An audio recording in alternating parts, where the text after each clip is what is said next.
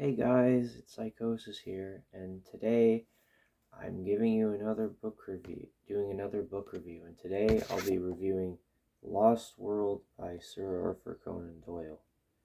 And yeah, this is a pretty old book, kind of a classic. It's from 1912. This copy is super new, obviously, but I got it because dinosaurs. Had a fun painting of dinosaurs on it.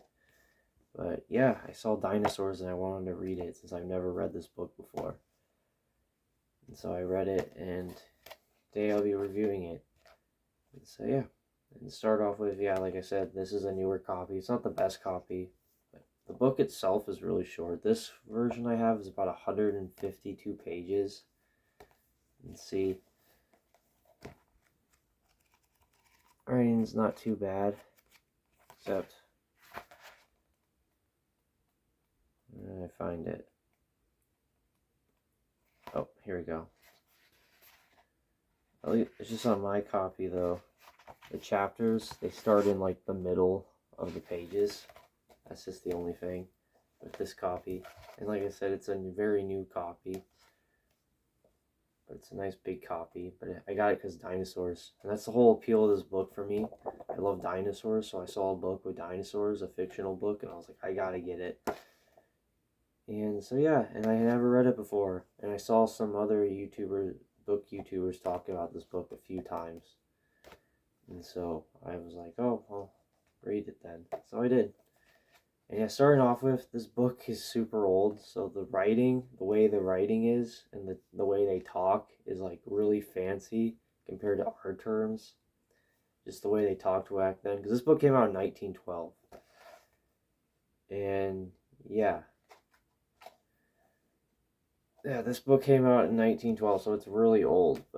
And the premise of it is pretty straightforward, honestly. There's no like crazy world building or plots or anything like that. So basically what happens is this reporter slash rugby player named Edward Malone, he's like the main character of the story. He gets wind of this professor who went on an expedition to like South America and claims that he saw like prehistoric life and dinosaurs and stuff, and that he has proof. And so his boss tells him to go investigate it. So he hears a story and actually sees evidence and he believes it. And then that Professor Challenger, wants to do an expedition to like go to the very place he went to on his last expedition and actually find more proof that it was real, so all the naysayers could be proven wrong. And so he does. He agrees, but he mostly agrees because the girl he likes, named Gladys, she won't marry him because she says he's not like daring enough or whatever. So he goes on this adventure to like get out and explore and actually see new experiences and just also impress Gladys. The main thing is he wants to impress this girl. And so he agrees, and then he goes on the expedition, and he goes with Professor Challenger and then two other people. And the other two people are Lord John Roxton. He's like the Chad action hero character, like always with guns, and he's really cool. And then there's also Professor Summerlee, who's like always disagrees with Professor Challenger, and they're always arguing about like scientific things or what species is what, and bickering with each other. And he was also very staunch in disagreeing that it was all real, that what Professor Challenger is claiming was real. So he went to see for himself. So yeah, so these guys go on an adventure to this plateau to find this prehistoric place where there's supposedly dinosaurs and prehistoric life. And then the whole book, and then after that, it's from Edward Malone's point of view, and then the rest of the book is also from his point of view, but it's written as if it's written like a report of that he sent back of his adventures. And like I said, it's a short book, it's 152 pages, and it's fun, and there's like different sections and stuff. But honestly, the book is kind of short though for what it is, because like the book starts off and then he's in London, and then talks a little bit about them getting to the place. And then by the time they get to the place, they make Camp Challenger, which is their original camp, and start talking about the misadventures and misfortunes they have and all that. The book's like halfway done. But yeah. And as I said, there's dinosaurs. There are dinosaurs in this book. There's dinosaurs, and they mention, and dinosaurs they see pterodactyls. There's these 8 people, and they're like the villains, kind of, and they deal with them towards the end of the book. And they're like savages, but they can use tools and stuff. And then there's also find that there's natives that live there too, and then the 8 people and the natives are in war with each other, so they help them. It's kind of wild near the end. And yeah, so that's kind of the gist of the book, and them exploring this plateau and seeing dinosaurs for themselves, and showing that there is an isolated place, and that the only other thing is that before they go on the journey, Professor Challenger tells them to lie about the coordinates, like latitude, longitude, of where they are, so that no one can find this place and ruin it. And yeah, it's pretty cool because they mention raptors, like megalosauruses. You can tell this book is very old. There's no mention of a T-Rex or anything like that. It's 1912, so it's only like the early dinosaurs, like iguanodons and stuff. And the way they're described is like kind of like silly. Like the big carnivores are described looking like frogs. And then the hadrosaurs, iguanodons, those type of dinosaurs, duckbill-like dinosaurs, they're described as like just being like long, like all big and like still like statues and stuff, and eating plants and grazing. And then they discover that the native people, use them as like cattle and eat the dinosaurs. It's kind of goofy.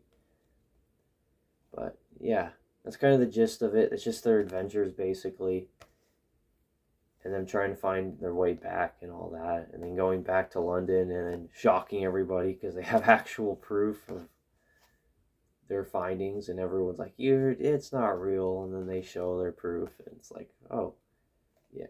And yeah, but the ending of the book, I feel so bad for this main character. I don't want to spoil it, but this is a book that has like such a bad ending. Not in like the bad way, like it's terrible, but that's just such bad luck for Malone. He just gets the shaft for the ending. He doesn't get an exciting ending or has a happy feeling like everyone else does who went on the adventure. But yeah. But yeah, like I said, it's goofy because it's old. It's a short book, but it was really good. I really like this book. It trapped me way more than the book I'm currently reading, because when I was originally going to review. I'm still not done with that book. So I said it would take me a long time. It really is taking me a long time. So you can probably tell what I'll probably say about it when I get to reviewing it. But this book was pretty good, though. I really liked it. But the writing is super silly, and it's not like drawn out. And the way that they describe things at certain points, it's just that didn't like trap me as well as I thought it would. But it was a good book. It has dinosaurs. I love dinosaurs. So I had to read it, and I really did enjoy it. And the writing can be confusing at times, just the way they talk. It's all formal and proper. And, like, no one writes like that, so it was very weird reading. And it's just silly, because this book is so old, so their knowledge of dinosaurs is, like, really bad. Because it was, like, 1912, so it was very recent. They started finding dinosaurs and officially adding them to the fossil record. But yeah, it's like all these dinosaurs aren't really in this book. It's just a fun cover.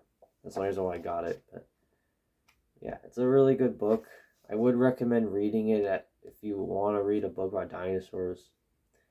And yeah, and I have to iterate the name of the author, Sir Arthur Conan Doyle, because there is also another book called The Lost World, and that's in the Jurassic Park world. So you can't just say Lost World, because there's 2 books called The Lost World. This is the first one that's called that, and it was really good. I think overall I give this book an 8 out of 10. Like, it was a really good book. I just wish there were more dinosaurs. Like I said, the talking can be a little much for somebody that doesn't read older books where they talk all like proper and formal and stuff. And yeah, some parts are just kind of like could have been more exciting in that, but and like the fact that the books their adventure doesn't even start until like halfway through this book, and this book is 152 pages, so it takes like 60 to 70 pages just for them to get to the place, and then by the time the book ends, there's still another like 10 to 12 pages of them in London before it ends. But it's really good, really short, but I really liked it. 8 out of 10. I would highly recommend this book. And yeah, I just got this copy. But most of the copies I've seen are like really old and out of print for this book. Because this book, like I said, is very old. It came in out. It was released in the 20th century, not even the 21st. But yeah, I 8 out of 10. Highly recommend this book. And yeah, that'll be my review. That's my review of The Lost World by Sir Arthur Conan Doyle. I hope you guys enjoyed the review. If there's any requests for book reviews, I will try to review them. I enjoy reading. I'm always trying to read more books. It's a new hobby I'm trying to get into besides metal music and playing guitar. And so, yeah, I hope you all enjoy the review, and I'll see you all next time. Goodbye.